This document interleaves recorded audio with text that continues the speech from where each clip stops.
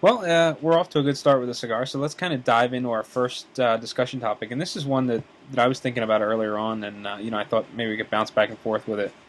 And the topic sort of revolves around local cigar shops and how much variety do you feel is necessary within a cigar shop? What are the staples? What are some of the smaller, lesser known boutique brands, if you will, that are a safe bet to carry? What do you think a cigar shop should have? I was talking about like specific cigars. Well, I mean, every shop's got to have their Fuentes. They've got to have some of the general products and the Altadas products. I think because there's a clientele that lives on that basically. I you know because yeah a cigar shop doesn't have to necessarily be packed, but I love it when they aren't. When they just got far too much crap. It's like this stuff stuck under here and up there, and you walk in, and every now and then you find something that God knows how old it is. I love shops like that, but that's not necessary. I mean, you need a good selection. I mean, that brings people in. Nothing kills a shop faster than letting the shelves start to get empty. I mean, it's kind of one of those things. It's like, if you come in and you think, well, there's not a really good chance that they're going to have a lot of the things I'm looking for, you're probably not going to go in. But you need to have the core stuff. Probably doesn't hurt to have Padron and a bunch of Pepin stuff. And whether or not he's still officially boutique, is kind of hard to call. So you need the bigger names, the bigger boutiques, and it helps to have something quirky. I think that nobody else has. Like some shops around here, for example, they carry the Monte Pascual. That's how you pronounce it, apparently. It's a Brazilian Puro. So, I mean, the shops that have that, it's like, well, that's a reason I'm going to come in there. And if you're well stocked with other things, then, I'm going to come in there. I'm going to pick up some other stuff, too. So, I don't think there's, not really a retailer here, so I don't know all the business end of things. But I don't think you have to be just jam-packed with stuff, but you got to carry some staples. You got to carry some better-known boutiques, and you need a few things, a few, like, attention grabbers, things that people aren't going to get elsewhere. You really need that, I think, to bring people in. It's like, I'm the only shop that has this. Okay, well, I got to make a stop there, that sort of thing. What do you think? I think that you have to have your general and your Altadas, the stuff that you see in magazines constantly. The stuff that the average cigar smoker is going to walk into a shop looking for. Your boutique-ish brands like Don Pepin, things like that are a major plus. And yeah, I definitely agree with having the hook. You have to have something different that no one else has. Something that's going to drive people to your shop because you're the only one that has it. And if you have that, along with the staples and a couple of other interesting things, you've got a customer loading up both hands with cigars as they're walking up to the register. Yeah, absolutely, absolutely. So that was pretty easy. I think that it's kind of I mean, it's kind of a no-brainer. Obviously, I've heard studies where they do things like they check out uh, not studies, but a friend of mine was talking, and he was in sales in a particular line of business. Part of what their approach was, some big name store. I'm not even sure if they're still around anymore, but was just going with selection, just having crazy selection of stuff because it's one of those things like people go to Walmart. Well, it's cheap, yeah, but it's also because they have everything under the sun. So I mean that helps too. So your big, the ones that are catalogs that for you are local stores or somewhat local stores, they another gimmick to have. If you have everything under the sun, that's also a great way to go, I guess. But I mean, that's not really practically possible for a lot of people. What do you think about variety within a line? For example, there's one shop that I go to in the area, and the customers always say, well, our local shop isn't as big as the store down the street, and they may have more cigars in general, but it's all the same line. And they have seven different Padron 2000s or Padron 1000 series, different sizes or whatever. But here in this shop we have only one or two sizes of 50 different brands.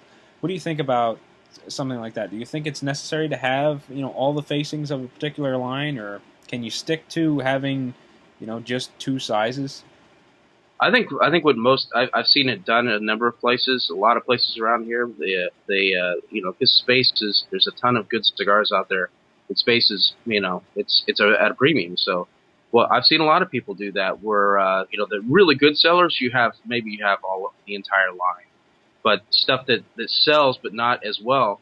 They carry one or two sizes that they like the best, and it works. I mean that works. People, unless you're really super picky about something. I mean, I'll walk in and I like the biggest Art Deco that's made, but I may walk into a place and if they only carry the coffee break size or something like that, I'll probably buy it if I'm in the mood for an Art Deco. So that's the thing. You don't have to have everything, and a lot of shops around here don't. There's a few that do, and I do like it is nice because it means you can go through and you can be very selective about what you want. That's great, but you don't have to. It's not. I don't see that as something that is going to keep me from hanging out in the shop. I mean, I hang out at Buckhead Cigar. He doesn't carry everything of every line that he carries. He'll carry. Well, this cigar is pretty good. We're going to carry this particular line of this particular size. In some cases he carries everything, and but in some others he's like, well, I carry what sells. Yeah, in my case, I'm kind of in the minority because I don't smoke a lot of big ring stuff. Uh, this one particular shop carries mostly the larger sizes, the 60 rings, the Churchills, the Toro Extras, stuff like that. So for me, it kind of sucks a little bit because I go in there and I'm kind of walking around in circles, looking for something small because I don't smoke a lot of that big stuff. And that's a good point. I mean, I didn't even think about that. Yeah, I'm not likely to buy many 6x60s. I was just kind of making the assumption that while they might carry that in some lines,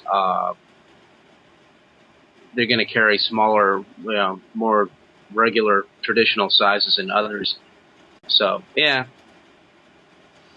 Well, in this case, it's one of those shops where the client base is looking for those larger cigars. I'm not one of the average customers, I guess. So it does work for him in the sense that he's got customers buying the stuff and he's got product moving. Just for my selection standpoint, it's kind of lacking. Yeah, yeah, I can see that. And the truth is the 6x60, the really big, fat, dark cigars. That's what sells. I mean, we're definitely not the ordinary cats walking into that place, looking for our pencil thin cigars, Well, well, well, kind of on the same topic. Jerry was doing a review. I don't know whether it was a Weekend Smoker review, but he had mentioned that he's of the opinion that larger ring gauge cigars tend to have a flavor profile that seems a little watered down in comparison to the smaller ring gauge. What do you think about that? Do you think that the larger ring gauges tend to taste a little watered down? Sometimes, yeah. Sometimes it is kind of like, yeah, there's just too much water in the Kool-Aid, not enough sugar packets. So I don't know how to put that. In some cases, yeah. In other cases, it makes a rounder, more full or profile. It's instead of a couple of flavors that just kind of stick out. It's kind of like all of that works together, and it's kind of like a landscape instead of a couple of trees. You know what I mean? It can be a more complete thing. It really depends on from cigar to cigar and the blend. I mean, because there's no way a super fat Toro is going to have the same flavor profile as it's not likely that it's going to have the same flavor profile as a Corona or Lancero or Lonsdale or whatever. It was kind of interesting. For a long time, I liked the Robusto and the smaller Oliva Connecticut Reserves. They're just a cigar that I think are great with coffee. And then I was hanging out with Dave Wagner from Oliva one time, and he handed me this new Double Toro Connecticut. And this was right around the time they came out. And he says, give these a try, see if you like them. And they ended up sitting in my humidor for months. I'm not a 60 ring gauge smoker, but one day I picked one up and smoked it on a whim, and it really impressed me. The flavor profile was just it was just kind of a little mellower and a little less edgy, and I liked it a lot more than the Robusto that I typically smoke. So I was really impressed with that cigar. Other cigars, on the other hand, I smoked the big ring gauge, and it's just missing something. It doesn't pop like the Coronas or the Lanceros or things like that. So I guess it really does depend on the blend, and something may surprise you. I was really surprised by that Oliva Connecticut. Was not expecting the cigar to be as good as it was. That's the speaking of the Oliva Connecticut. I experiment a good deal with the drink pairings myself, kind of informally, and I find that I used to smoke the heck out of those with Belgian ales or Belgian style ales. I found that was a really nice combination. But yeah, I mean, I know what you're talking about. The Art Deco, the Grand Toro, I think it is. I think it might be 6x60. I don't remember. It might be 6x56. I think it's what it is. But it, for whatever reason, the way that all worked out with the extra leaves, and it's something about that. It's just a better cigar. Not saying that the others aren't good, but I mean that, and it just I feel strange smoking it. Saying what I do about the big ring gauges, but I mean it's really the best blend in my opinion. Well, we're seeing a lot of cigars that are hitting the marketplace at that 6x60 format. What do you think is too big? Personally, I even find that the 60 is uncomfortable to smoke unless they have some sort of shape on the end, like a torpedo taper. Yeah. Which makes them a little more comfortable. But how big is too big? I think you're getting to be too big. After about I think 58. I mean that's kind of stretching it. I think 60s really pretty uncomfortable for me. Anything larger than that is just I don't think there's beyond smoking it on a whim. There's just there's any way I'm going to do it. I guess if you punch the end of it and you just you lightly kiss the end of the cigar when you're smoking, which disturbs the hell out of me actually thinking about that.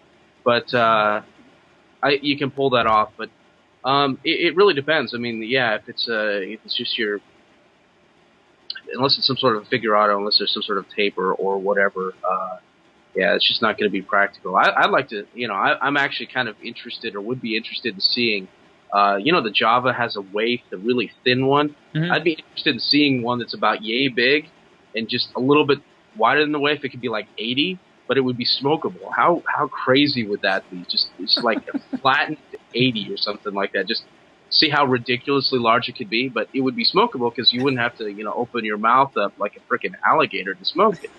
So that would be. I've been thinking about that because box press, you can get away with a lot with a box press, in terms of size and such. I mean, 56, 58 in a box press, if it's done right, if it's at all rectangular, it's really not that uncomfortable to smoke. But yeah, that's something I'm interested in seeing. I want somebody to do it, just so I could try it, just for the heck of it. I don't know if it would actually work or if anybody would actually buy it, but I kind of want to see that. That's an interesting concept, and you're right. The shaped, or at least the box press shapes, they do seem a little more manageable, and they're not so uncomfortable and unwieldy. Yeah. Should run out and trademark that or something.